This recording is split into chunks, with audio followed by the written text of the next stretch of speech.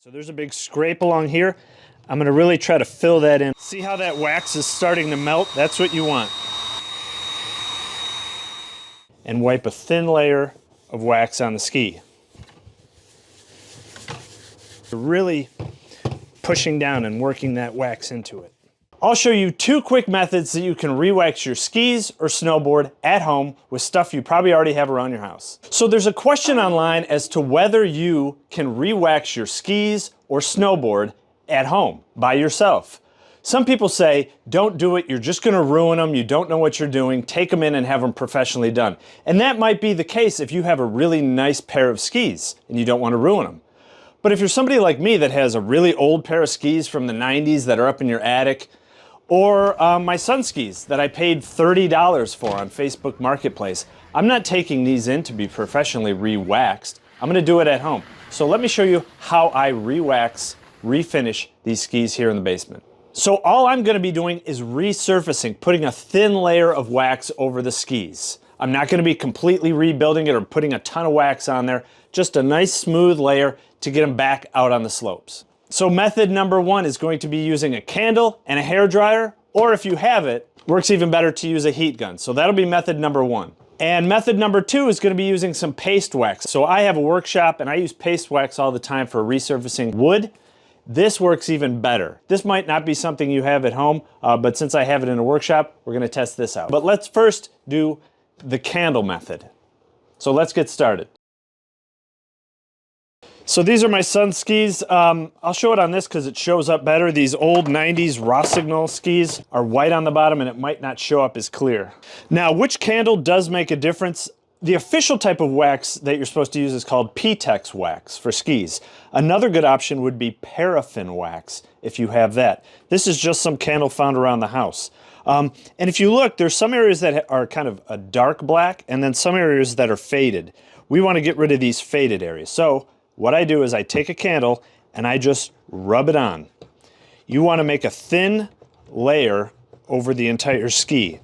Now, if you feel the ski where it is originally, it's nice and slippery. After you wipe this candle on there, it's going to be real tacky. This doesn't want to slide at all. Eventually, we'll melt this to become slippery again. But just remember, this is what you don't want, this tackiness. We want to get back to this. So go up and down the ski, pressing hard, and putting on a thick layer of wax all over the ski.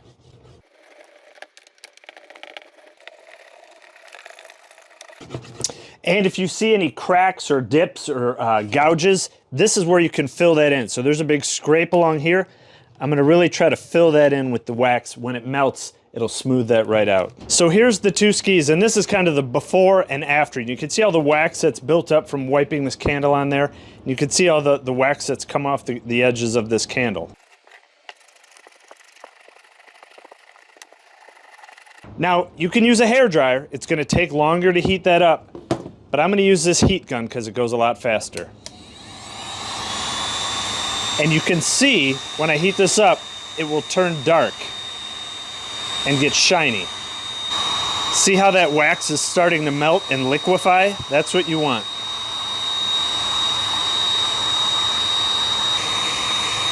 And just go from one end to the other. Again, an iron would be too hot. You don't want to completely melt it. We just want to melt that top layer.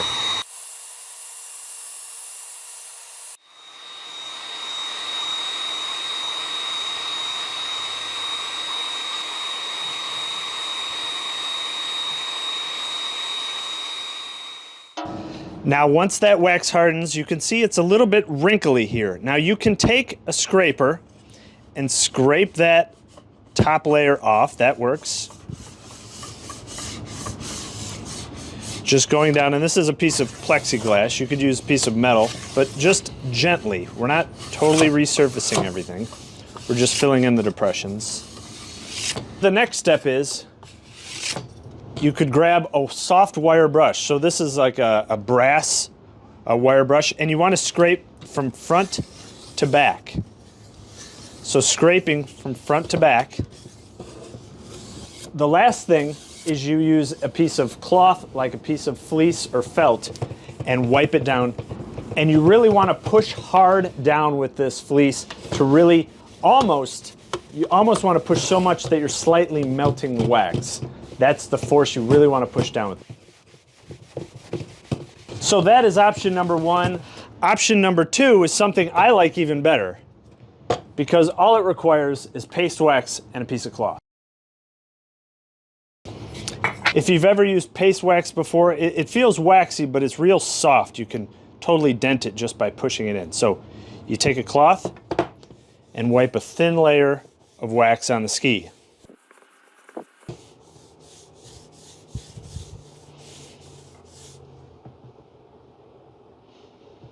And this way is just so much easier. It requires so much less effort.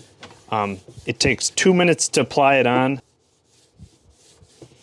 And then when you have the whole ski covered, let that sit for 5 or 10 minutes, let that wax harden up. So it's been a couple minutes, you can come back with that same fleece cloth.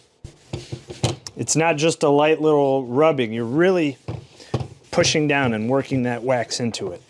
And that is that slippery, slick finish that you want to feel on there. Before you do it, it's kind of rough and tacky. And just spend 5 or 10 minutes just doing this, really polishing it and buffing it nice. We don't need to be scraping it. We don't need to be doing all this extra work. We're just simply putting a thin layer on.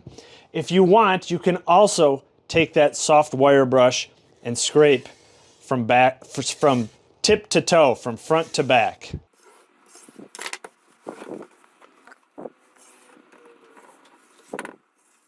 So if you have it, I would recommend paste wax or something like this, but I know most of you probably just have a hairdryer and a candle and you're going to use that method.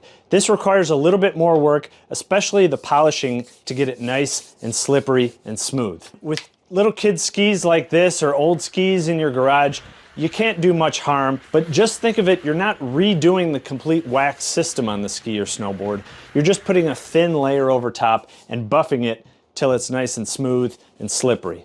So I hope this helps. Thanks.